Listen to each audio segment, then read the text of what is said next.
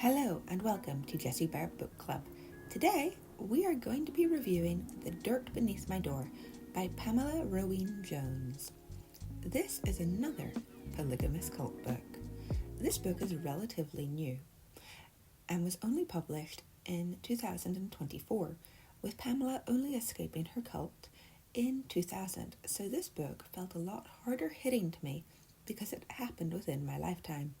This book is also about the LeBaron cult, which is based in Mexico. I have 3 or 4 videos on my channel talking about the LeBaron cult, so if you like this video, go and check these out. Pamela isn't born to a LeBaron mum or dad. Both her parents are converts, her dad later in life, and her mum is a teenage third wife. Pamela is the oldest daughter in the third wife family and is parentified very young, damaging her hips in the process because she's carrying babies from a very young age about the house, while her mother works 2 full-time jobs in the USA. Pamela is terrified of her father. He beats all his children on a regular basis and has an especial evil streak when it comes to the children in her mother's family. On one occasion, he beats her brother so badly he causes him to go deaf. Pamela is so scared of revealing that she is from a polygamous cult when she is in public school. She pretends to have special needs so she doesn't have to talk to anyone. But that is all the schooling that Pamela gets because her mother needs her help at home more than Pamela needs school, apparently. So Pamela only attends about 2 years of primary school her whole life. Then the murders start with Joel's assassination when Pamela is around 7 or 8. And everything becomes much scarier. Ervil LeBaron's reign of terror has started, and the assassination is quickly followed up by the raid on Los Molinos. Ervil LeBaron is the new LeBaron patriarch, and he moves all his families to Guatemala to escape his brother Ervil's reign of terror.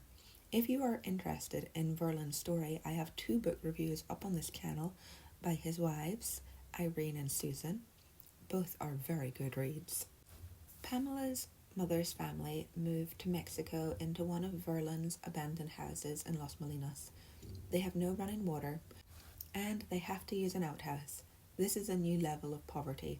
Pamela was poor in America, but this is a completely new way of living, and still there is no school for Pamela. She is her mother's helper.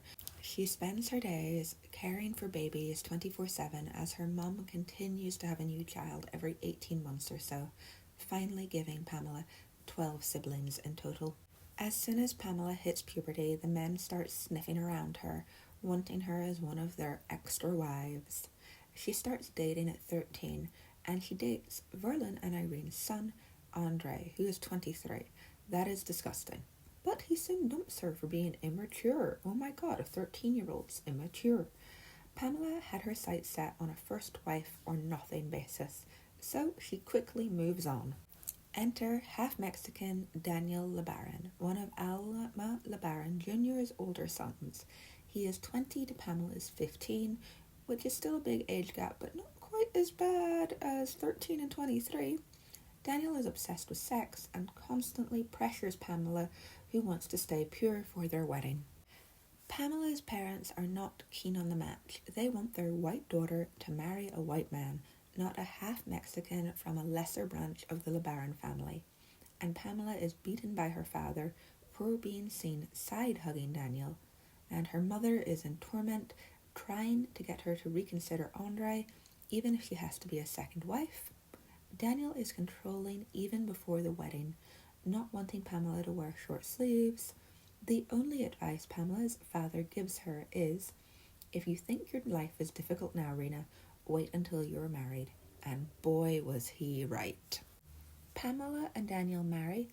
Pamela's dad does not say a word on the morning of their wedding, and her mother writes a poem to try and show that she accepts the marriage. Daniel invites his 14-year-old girlfriend to Pamela's wedding and won't let anyone dance unless it's square dancing, but he does finally allow them to do the dollar dance because that involves people giving him money. Pamela gets pregnant very quickly and is even more quickly disillusioned by Daniel as he gives up their nice big house to move them from Los Molinos to Ervil LeBaron, and they don't even live in the colony proper. They live outside the colony in a 2-room shack with one light bulb hooked up to a car battery. Daniel starts dating as soon as they are back from honeymoon, and Pamela feels all the feelings one would imagine in this situation. She's only a teenager after all.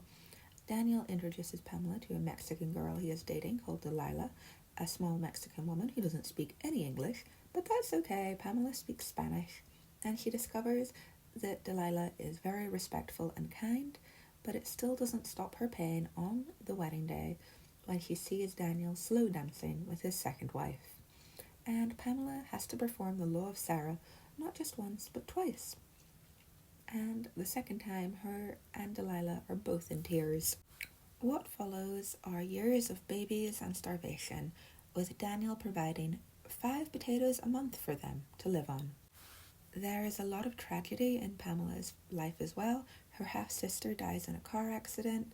Daniel's mother dies in another car accident. Tragedies like this seem to stalk polygamist families.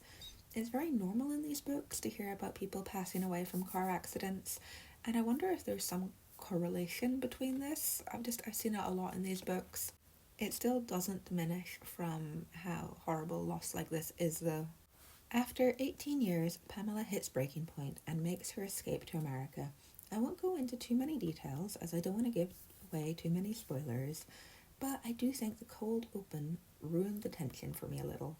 But that's my own personal feelings.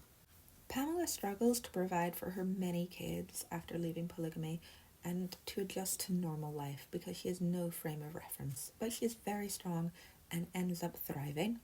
Weirdly, she ends up marrying and then divorcing her first boyfriend, Ervil LeBaron, as his only wife after he too left polygamy, but they don't seem to have been married long as his kids were scared of her being a gold digger.